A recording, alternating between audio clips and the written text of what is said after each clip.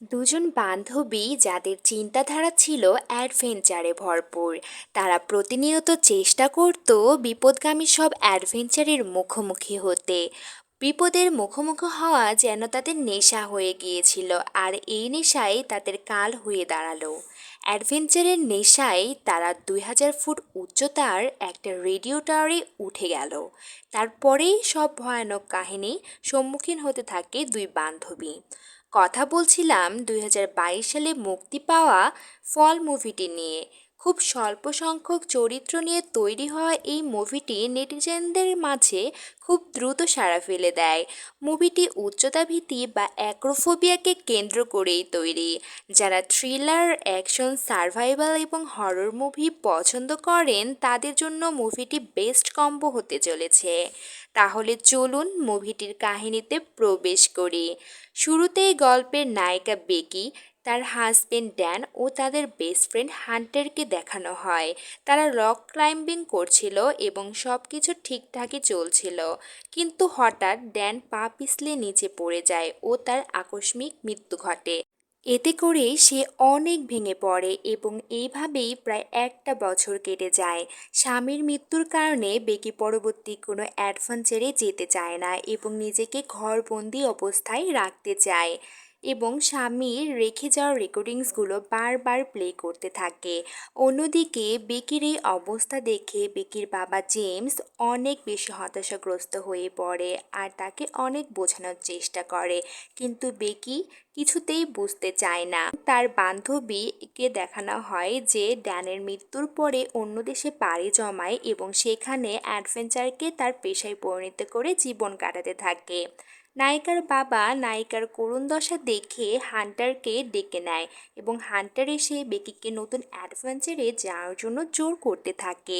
অবশেষে নায়িকা রাজিও হয়ে যায়।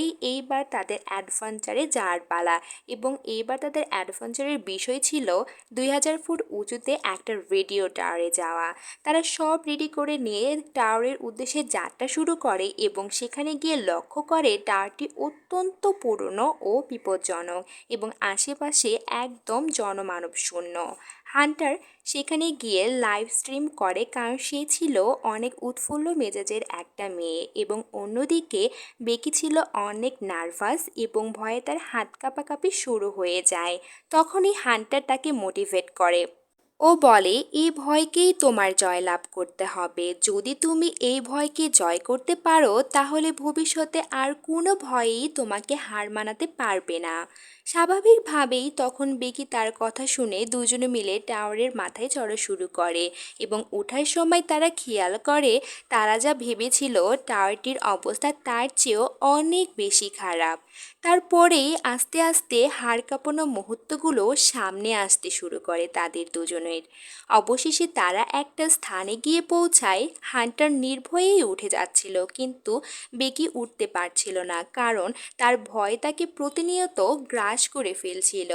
সেইখান থেকেই তারা আস্তে আস্তে কমিউনিকেশন ব্রিজ পেরিয়ে তারা টাওয়ারের একদম মাথায় উঠে যায় এবং এই পর্যায়ে বেকি ও হান্টার উঠে যাওয়ার জন্য একদম আনন্দে আত্মহারা হয়ে যায়। আর আনন্দে আত্মহারা হবেই না কেন, কারণ তাদের প্ল্যান যে একদম সাকসেসফুল। হান্টার তারপর তার ইউটিউব চ্যানেলের জন্য সুন্দর মুহূর্তগুলোকে ভিডিও করতে থাকে এবং ড্রোনের মাধ্যমে হাই ডেফিনেশন ভিডিওগুলোও শ্যুট করতে থাকে এবং অ্যাডভেঞ্চারের জন্য যা খুশি তাই করতে থাকে দুজন মিলে। এতে বেকি এর অনেকটা ভয় কেটে যায় এবং হান্টারকে ধন্যবাদ জানাতে থাকে।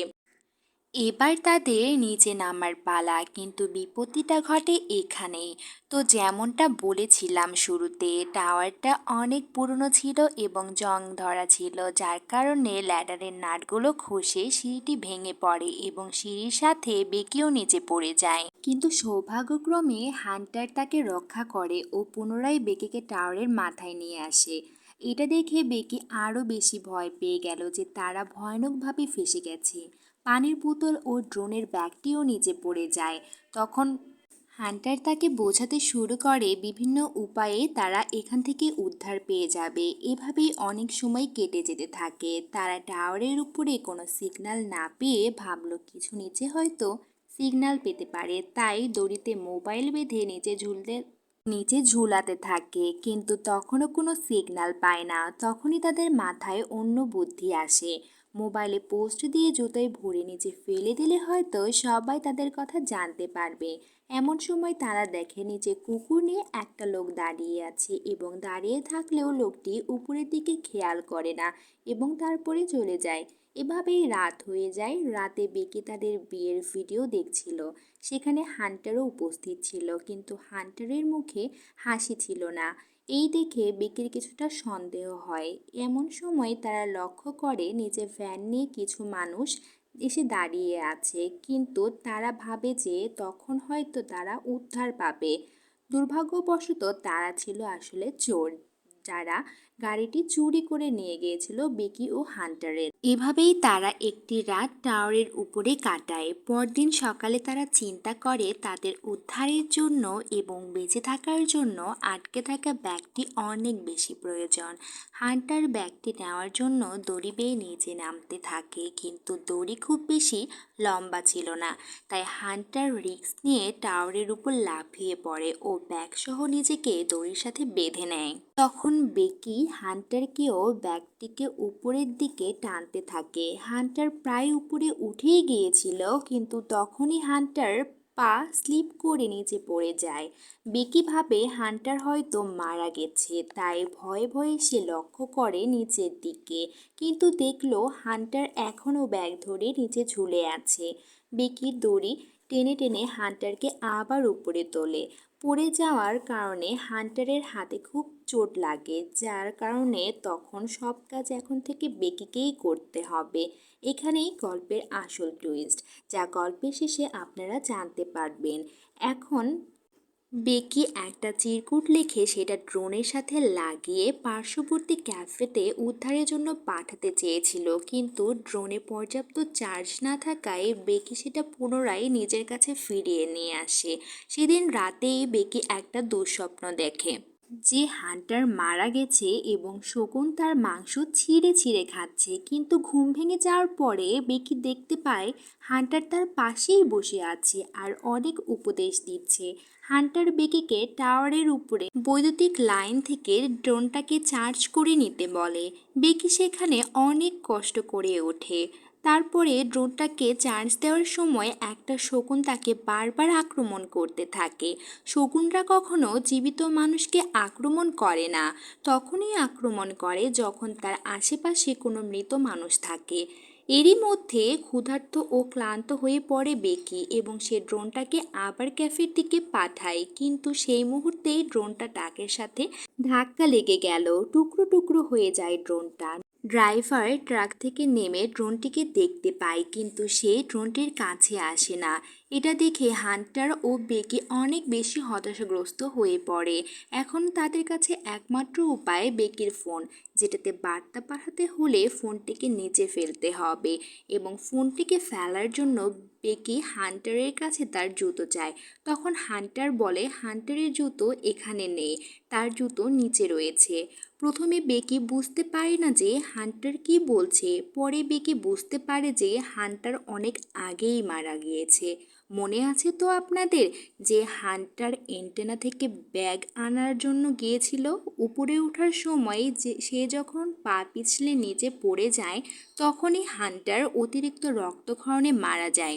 আর বেকি তখন শুধুমাত্র ব্যাগটাই টেনে তুলেছিল, হান্টারকে না। এতক্ষণ বেকি এর মনে হান্টারের শুধুমাত্র একটা ভ্রম বা কল্পনা ছিল। রাতে বেকির প্রচণ্ড ঝড়ের কবলে পড়ে, কিন্তু কোনো রকম সে রাতটা কাটিয়ে দেয়। আর এই পর্যায়ে বেকি খাবারের অভাবে একেবারে নিস্তেজ হয়ে পড়েছিল।